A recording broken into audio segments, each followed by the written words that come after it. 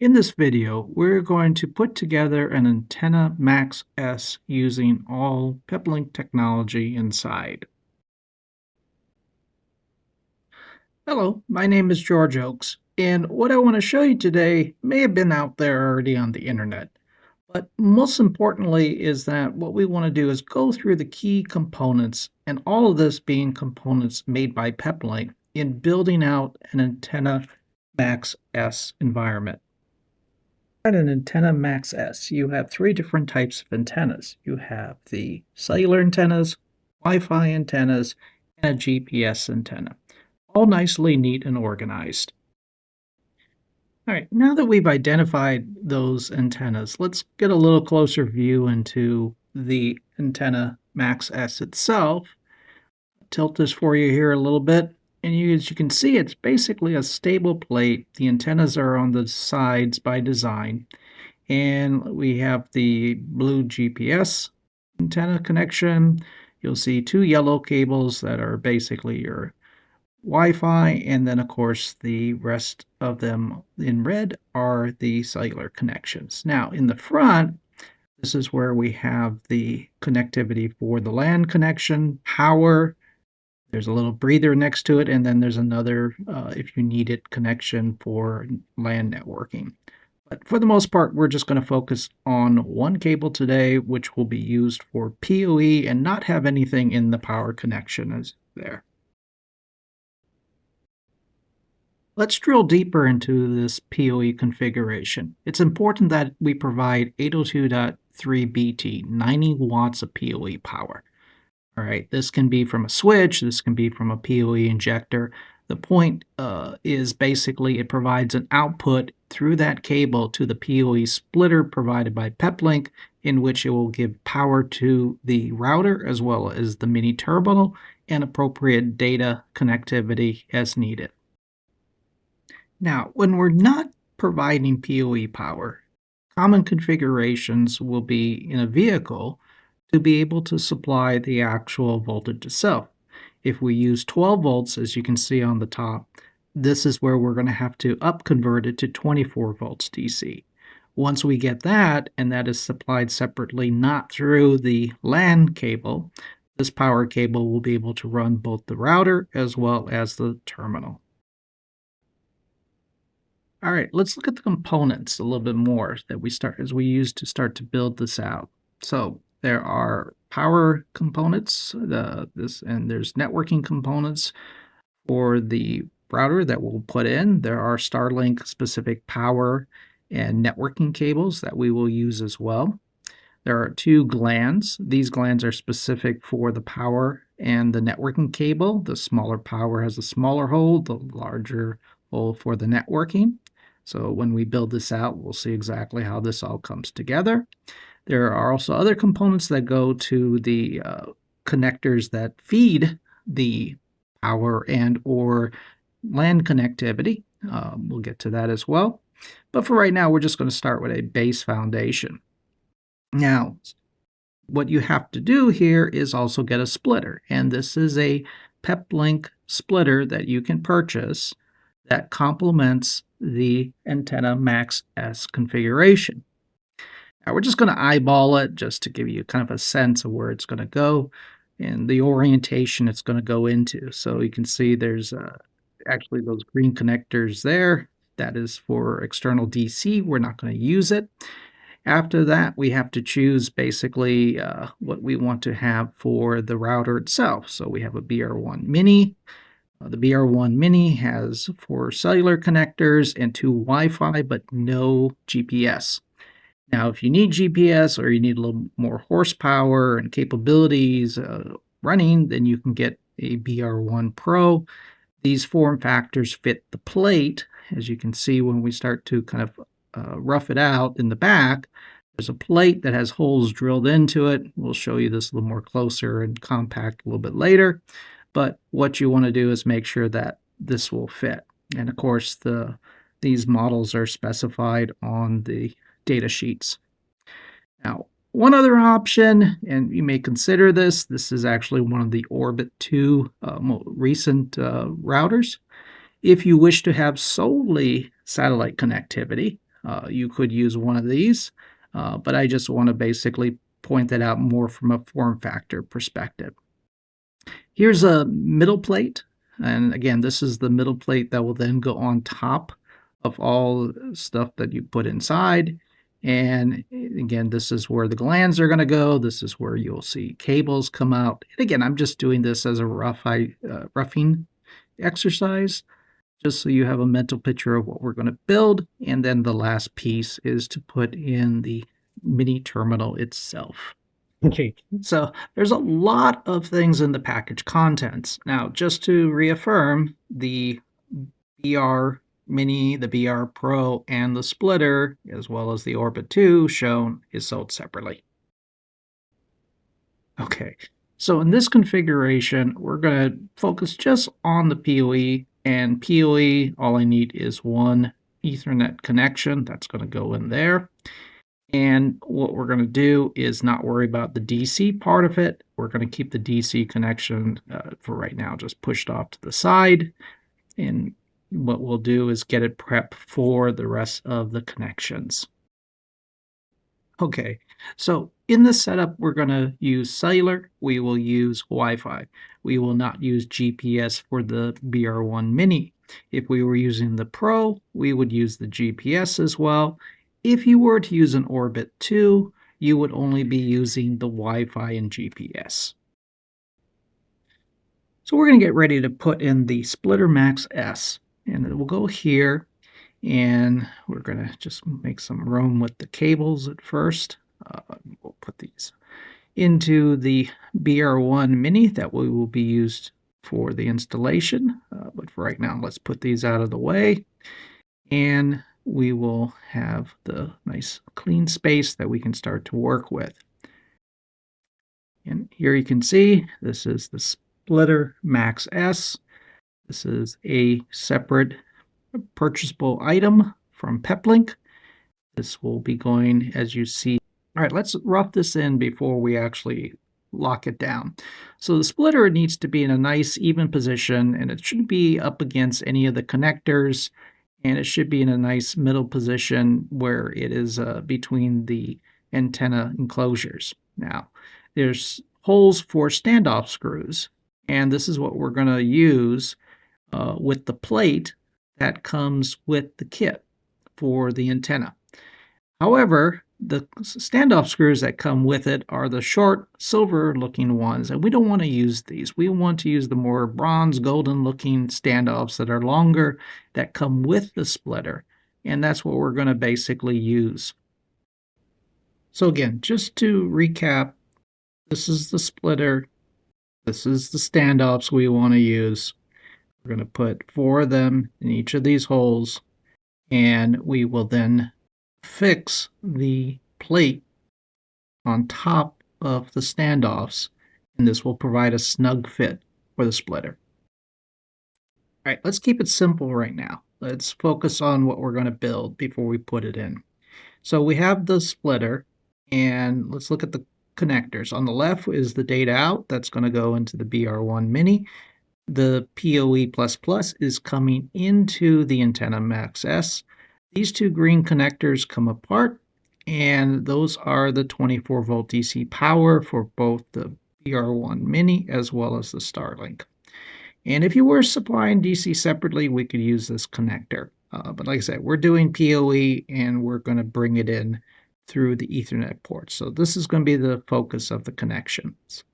Now, on the BR1 Mini, as you can see, we'll have WAN connections, power, and this would be the LAN connection that will go into the data out of the splitter. So we just want to make sure we got that orientation correct. On the back, we have the cellular connectors, and then there are 2 connectors also for the Wi-Fi. Okay, don't forget to install your SIM, or even better, use eSIM for the connectivity. All right, what we want to do is make sure we have the power orientation right on the cables. So if you notice, there's a plus and minus to the connection, so you just want to make sure you know how the connector is going to go in so that you have alignment correct, right? So once you identify that and know which is which, you can take any of the power cables and then put it into the first one and make sure that it will be screwed down correctly. And then you can basically do the same for the other one. And this will help to ensure that you have correct DC power orientation set up before you actually build this out. Okay, turning our attention to the networking, let's look at the Starlink network cable. This end has specifically designed for the connection on the terminal. This is a standard RJ45 connection that will go into the WAN connection of the BR1 Mini. All right, not much more to do there, but let's just look at some of the other components here. Now, we do need to get power in from the outside of the Antenna MAX S. And for that, we will plug in a jumper cable that goes to the splitter and into the connector that's inside of the Antenna S MAX.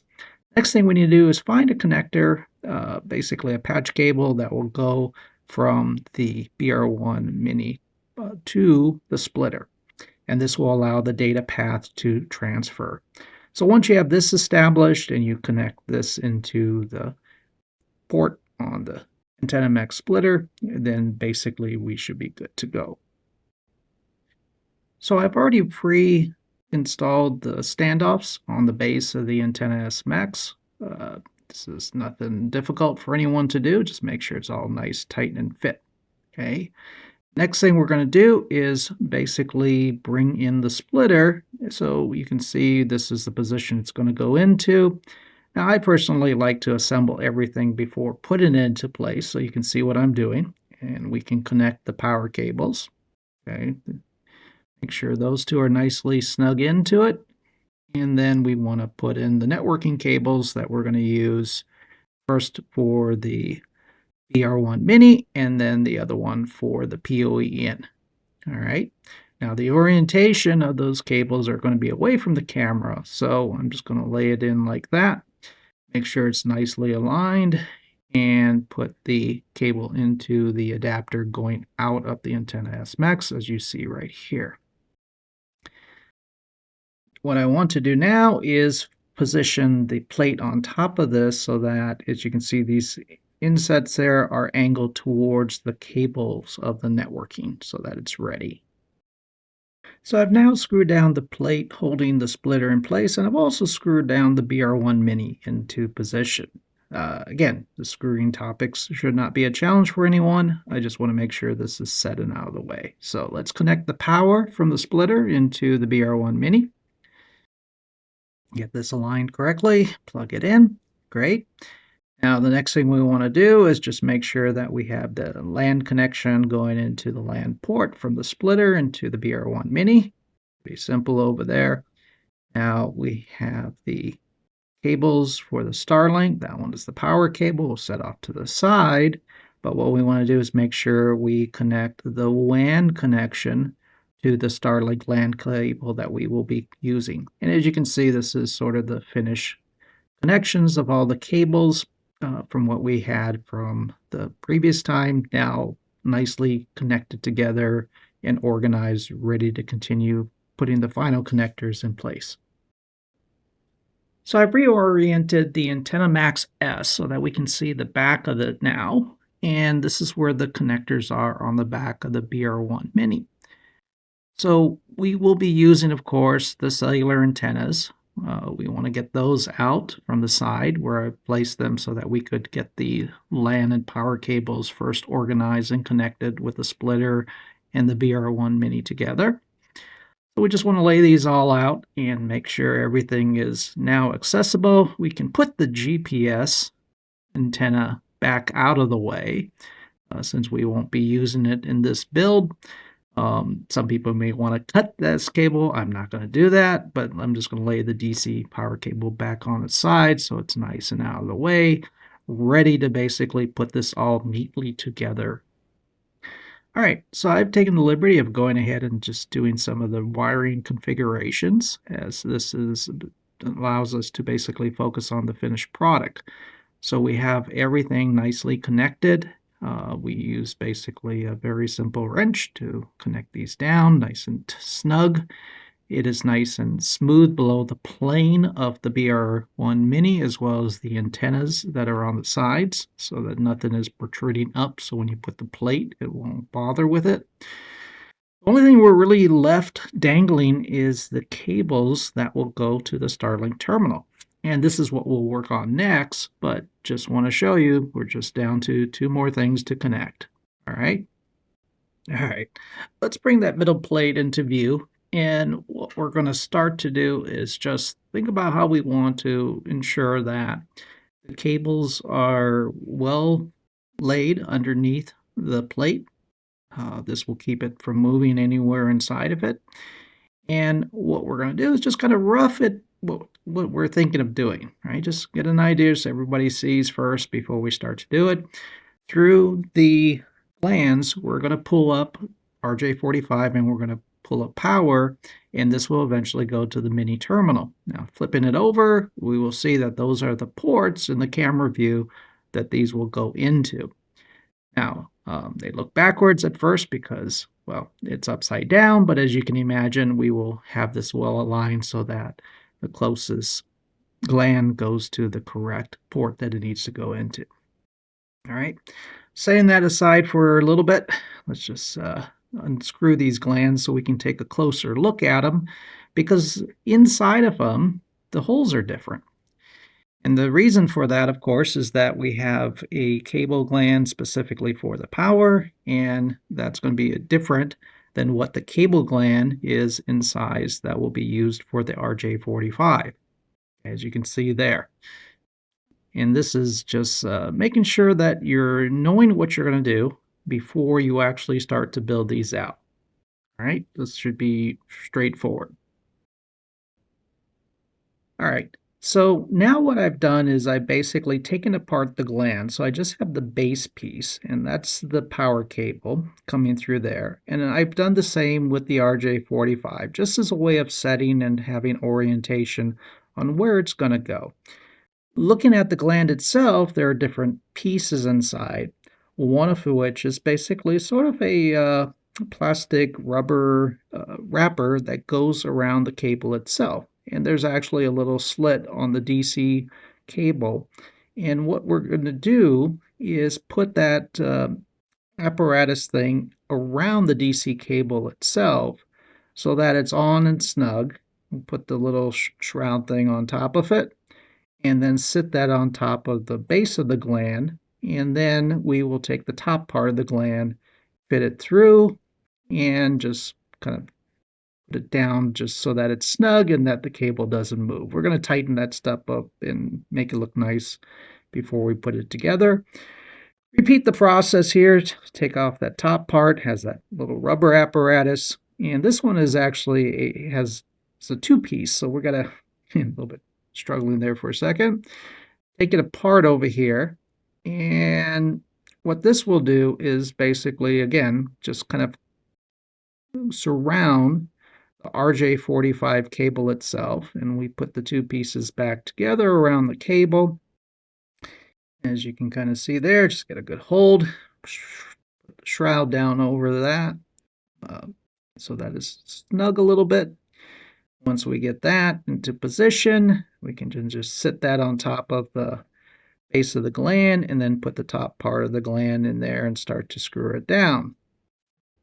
Should be screwing down. Just being a little stubborn here, but let me just get it there so it's snug and I can move it. We'll take care of that in just a little bit. So this is the idea, is that you rough it, get it to where you're ready to set this up.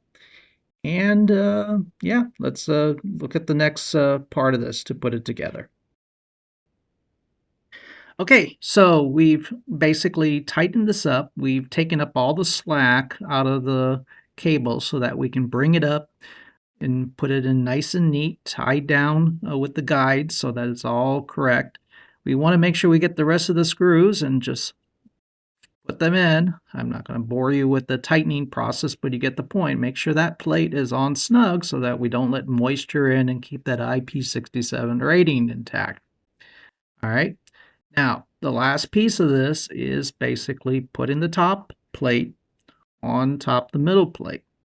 So what I want to do is just basically focus on just the plate itself, move the terminal off to the side, and we're just going to fit that in.